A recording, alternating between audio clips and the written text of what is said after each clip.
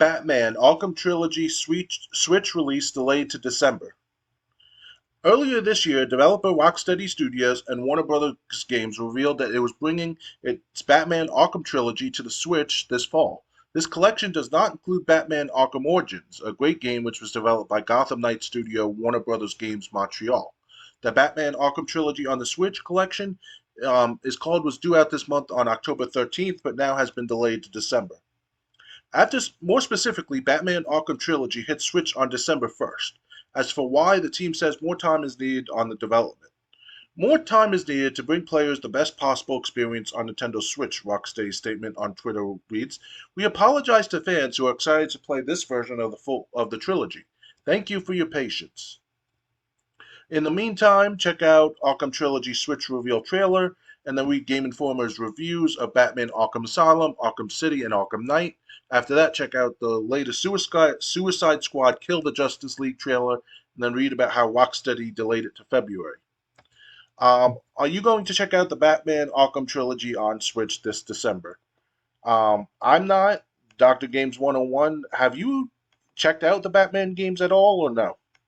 I do have a double pack of Arkham Asylum, and Arkham City that I bought on Finger Hut many, not years, but good 3 or 4 years now. I bought them back, but I never got a chance to complete the game because of time restrictions. So because I'm playing other games like Apex Legends and so on and so forth for things that matter. So I should make fun to play more gameplay with you guys on the Arkham games, but it's not all that.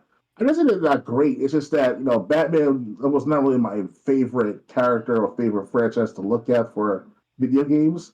I like to look at Batman more towards of its anime series, especially an animation series like that of 1990s animation series with the Luke Skywalker character. What's his name again? Who played as Joker? So that was pretty cool to have him on that show. So it's and I was like what 10, maybe 11 years old when it came out.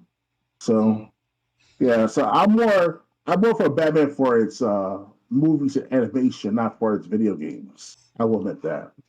okay. Yeah, I'm not gonna check it out because I've beaten the three old Arkham games.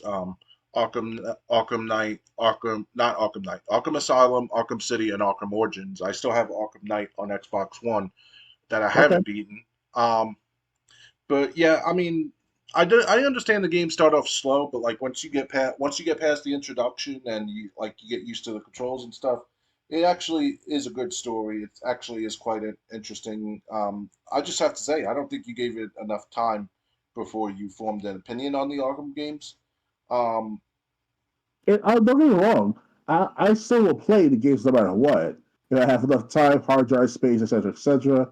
It's just that I like to look at Batman for its theatrical and animations, not the video games. Sounds weird for me to say that, but Batman used to be originally for kids who are watching on the weeknights. The original Batman with Adam West in it. Now, of course, with other Batman franchises, some franchises want to call like that. The animated series of the 1980s, the Batman, Batman Beyond, like those ones I look at towards the most for watching Batman. So yeah, well, I mean, it's what was so great, why the Arkham series is so revered among gamers is most superhero games before then were hit or miss. Batman was included, like in the N64 era. Um, so when that's another reason these games are so revered is when Batman Arkham Asylum came out, it people already had low expectations because like they have Return of the Joker on N64, which is an uninspired beat 'em up. Rise of Sin Tzu on Xbox. The original Xbox was eh, not really yeah, interesting. Um, at least that's what I thought. So like when Arkham Asylum came out, like in 2008 or whenever it was, it just blew everyone's expectations out of the water. yeah. But I do have to say, all four games from Arkham Asylum to Arkham Knight have been good. I don't think Gotham Knights is that good. But then again, that's like after I'm not gonna bring that up. Understood. Well, no, it would just spoil the ending of Arkham Knight for anyone who hasn't played it yet. Um, Yeah, it's been about what 8 years Arkham Knight came out. So, me personally, I should have already been up to Arkham City by now with my gameplay in.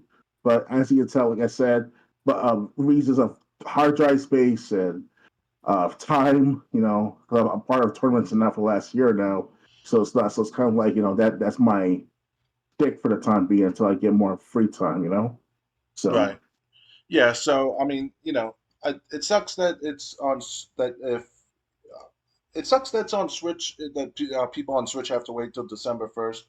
But at the same time, this trilogy's been out, for years, like on Xbox and PlayStation. So unless all you have is a Switch, you probably played this trilogy already, or at least one of the games in the trilogy. or at least a few minutes of it, like myself. Yeah. So, but hey, if you never got a chance to play it and you do have a Switch, it's still coming out December 1st. So maybe, you know, maybe the month of December, whether you get Christmas money or if you can get it as a gift from your parents. If you don't have a job, that's a And possibility. I can understand for them to push it to December for the sake of like Christmas and all, and to make sure that it's still properly formatted to the Switch properly, so there wouldn't be any bugs, glitches, frame rate drops. Because Switch, has a maximum capacity on like 30 frames per second on most of their games that they have on the Switch. So, and obviously, processor speed is not as great as like that of the newest computers that came out as of late. So, especially in comparison from like 2017 to now. So Right.